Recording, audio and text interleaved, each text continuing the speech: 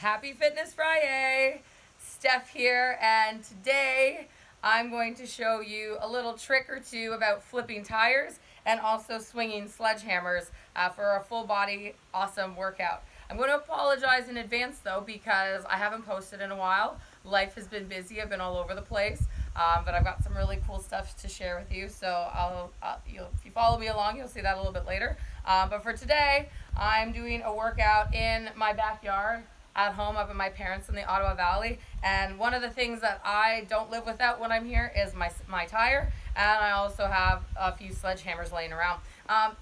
Realistically, sledgehammer is a piece of equipment that some of you may have, some of you may not have in your garage for whatever reason. It's not that expensive to buy one, so they're pretty efficient that way, but you really don't use them for anything other than smashing things, so whether you want to invest in it or not is whatever, but it's a fun piece of equipment. And then also a tire. So this tire we picked up at the dump a few years ago.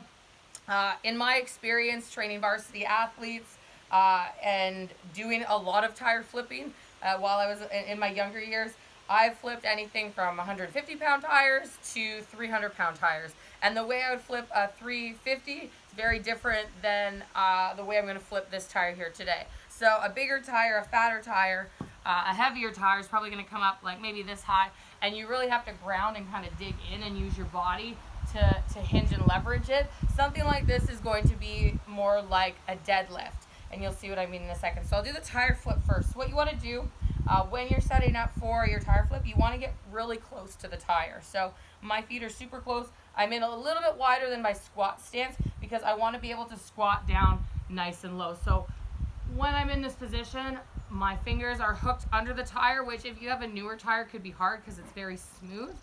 This tire is pretty rough and worn in, so it's easy to grip underneath. My knees are out, my feet are planted, chest is up. I'm going to inhale, and then as I exhale, I'm going to drive. And then I might use my knee to catch it here if it was a little bit heavier, and then flip it. Or alternatively, I'm pretty strong, and this tire is not that light, but I can just kind of pop up and flip it that way. So very much a deadlift. Using my glutes, try not to arch or bend through my back or my spine because that's going to cause some low back injuries. And then this gets your grip as well, so be prepared for that. So tire flip. Now moving on to the sledgehammer. So with a sledgehammer, anyone who lives a little bit more rural, you can translate this skill into chopping wood, things like that. It's a power exercise. It's very explosive, and it's also great for your core and your lats. So oftentimes when I do tire flipping with clients, the next day they're like, oh, my core is really sore, like down here, like my lower abs, my lats, and my shoulders. I'm like, yeah, that's from the sledgehammer. So full body exercise, gets the legs as well, and it's a power exercise as well. So what you're going to do is, first we're going to talk about grip. So one hand, this is my dominant hand, is by the head, and my non-dominant hand is at the end of the sledgehammer. So from here, I'm going to step away from the tire, go in arms like this, because I'm trying to plan where I'm going to hit it. So what I often see people do is like they'll swing and they'll kind of just go like that. What you want to do is you want to get this sledgehammer head overhead. So you're going to come up. My non-dominant hand is now by my eyes. My dominant hand is extended above me. And from here I'm going to keep a loose grip, and I'm basically going to slide that hand down on the handle as I swing. So it looks like this. Okay? So very loose grip. As soon as it comes up, my hand slides. And then this hand kind of guides the axe or the sledgehammer. Look, I'm already talking about chopping wood.